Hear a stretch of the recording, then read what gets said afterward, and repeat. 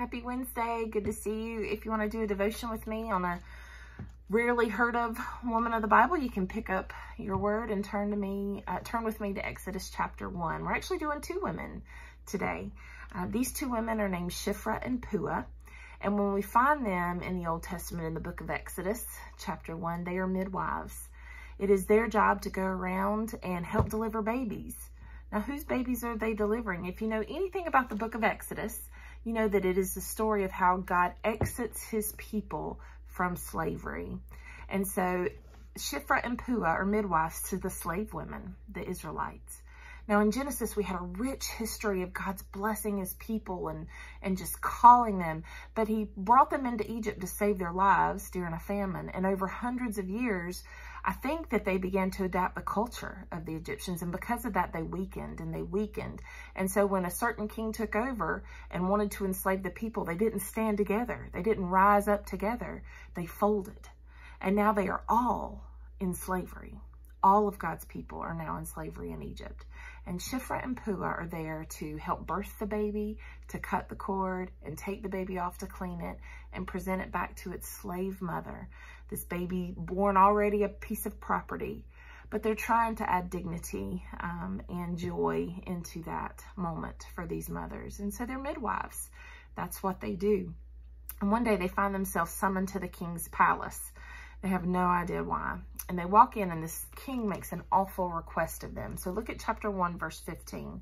It says, "Then the king of Egypt said to the Hebrew midwives, one of whom was named Shiphrah and the other Puah, when you serve as midwife to the Hebrew women and see them on the birth stool, if it is a son, you shall kill him. But if it is a daughter, she shall live." Why this request? I think because God's people were growing in number. And he was starting to be intimidated with the fact that if he tried to do something to them, they could actually rise up and defeat the Egyptian king.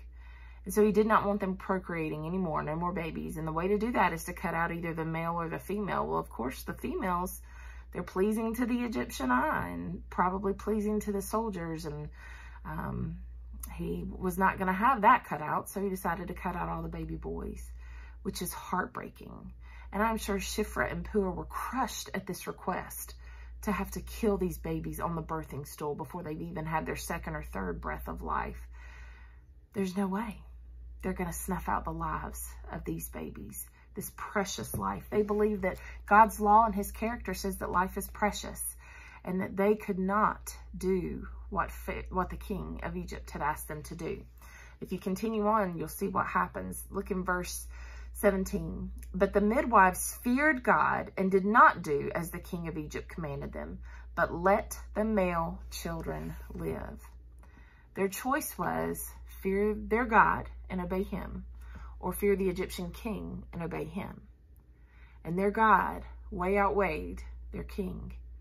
Making this choice, though, they knew that their lives could be taken for disobedience to the king. I can't imagine the fear that they experienced, but they walked in faith and they continued to let these baby boys live. And when magistrates and other soldiers would see the baby boys around, I'm sure they reported back to the king, there's still baby boys coming out here around Egypt. And so guess what? The king summoned them back. So let's see what happens. Go to verse 18. "So the king of Egypt called the midwives and said to them, 'Why have you done this? And let the male children live.'" Whew. And these women were pretty quick on their feet, because it says in verse 19, "The midwife said to Pharaoh, 'Because the Hebrew women are not like the Egyptian women, for they're vigorous and give birth before the midwife comes to them.'" So they did give the excuse. They found the loophole. "Well, see, they're already born by the time we get there, and you said that they're to be killed as they're born, so the timing doesn't work out." And they also got a little jab in at the Egyptian women. Our women are tougher than your women. Now, had there been a woman in the Pharaoh's presence that day, maybe she would have picked up on it. I don't think Pharaoh did, at least right away. Now, when we obey God rather than man, it's a mixed bag, all right? There's always going to be blessings, but a lot of times there's always hardships that come along with that. So let's talk about the blessings for their obedience. Go to verse 20. So God dealt well with the midwives, and the people multiplied and grew very strong. And because the midwives feared God, he gave them families. So there was a benefit to the girls, they got their own families, and a benefit to the Israelites where they got stronger and stronger.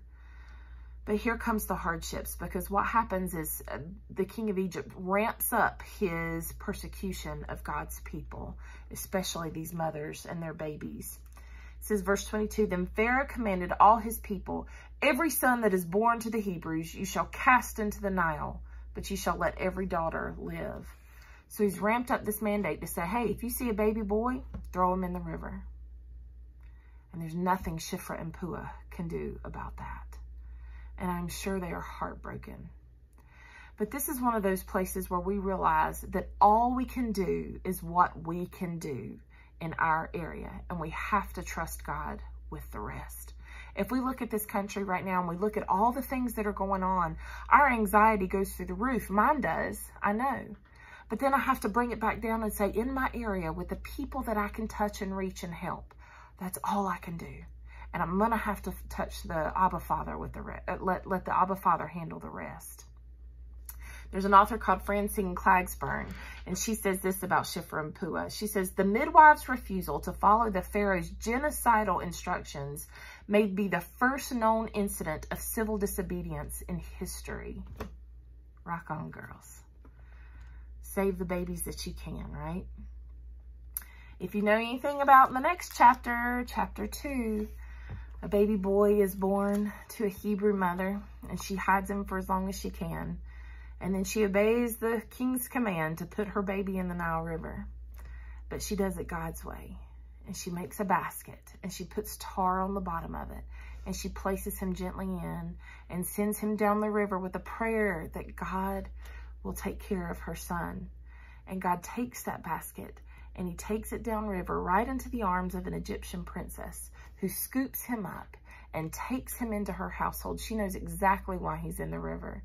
And she calls him Moses because she brought him out of the water. And that little baby grows up to help free all of God's people from their slavery. One baby can make all the difference.